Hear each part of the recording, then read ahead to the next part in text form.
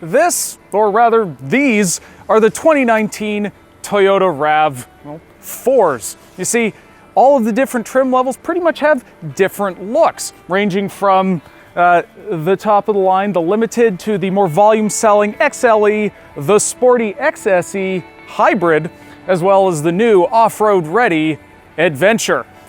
Let's take a closer look at them all. Now, the differences can really be seen in terms of the wheels, the wheel arches, the grille designs, as well as the materials that are used in them. You can see here on just the XLE, it's kind of a black plastic finish, both in the grille and then on the wheel arches. But then here on the Limited, have more of a silver finish in that otherwise similar grille. Now you can see that if it has blue in the Toyota badge, well, that's a hybrid, which is exactly what that is. Now, speaking of hybrid, that is the XSE. It's the sportiest one. You can only get it now in a hybrid. Now you can see that too has the silver in the grille, but then it has gloss black trim, whereas that's more of a matte finish over there. And then they're larger fender flares, again in gloss black, which is carried onto the wheels. Now, here we have the Adventure, and that has a completely different grille to it. It's definitely more indicative of the Toyota Tacoma, because as this is the more off-road oriented RAV4, it should have more of a truck look. Now, the other thing you can see here is the differences in the roofs. You do have two-tone roofs. This is the Adventure, so you can see that it has white and also has taller roof racks along with crossbars. Now here on the XSE, this has a gloss black roof. Not exactly the only car to have this, but nevertheless, you can see the differences inside.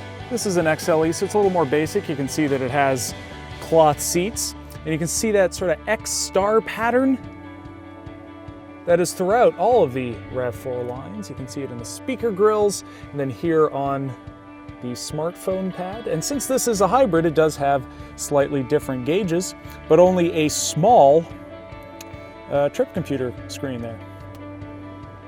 And then here is the all-digital cluster. It actually does change the color depending on your drive mode. And then this is an upper trim level. This is the Adventure. And the easiest way to tell that it's an Adventure is the orange trim. Now, this particular one does have, I suppose, tri-colored seats. Now, this is not leather. This is the Soft-Tech simulated leather. You can't get leather at all in the RAV4. And here's a closer look at that orange trim. Also, the new center console. You now have the cup holders together. They used to be like one here and one over here. I was kind of curious. But then here, you also have Qi wireless charging, as well as a regular USB. There's two more USB ports in there, and then also two in the back seat. Now, moving on here to the XSE, you can see its primary difference is this cool blue stitching in its Soft-Tech material. Otherwise, that blue stitching is the primary differentiation. It does have that all-digital gauge cluster.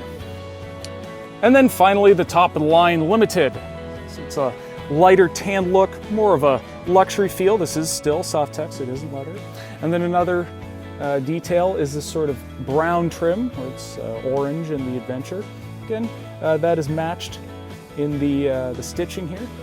So as you can see, there's a lot more to these 2019 RAV4 trim levels than just a gradual ladder increase of equipment. Each has a different look, each has a different character, not just in the way it looks, but also the way it drives. And it really does make a difference, because a lot of its competitors, very utilitarian, bit dull, which is what the RAV4 used to be. Like this, it's more interesting, more characterful. In the long run, I think it makes it more compelling and just a more appealing SUV.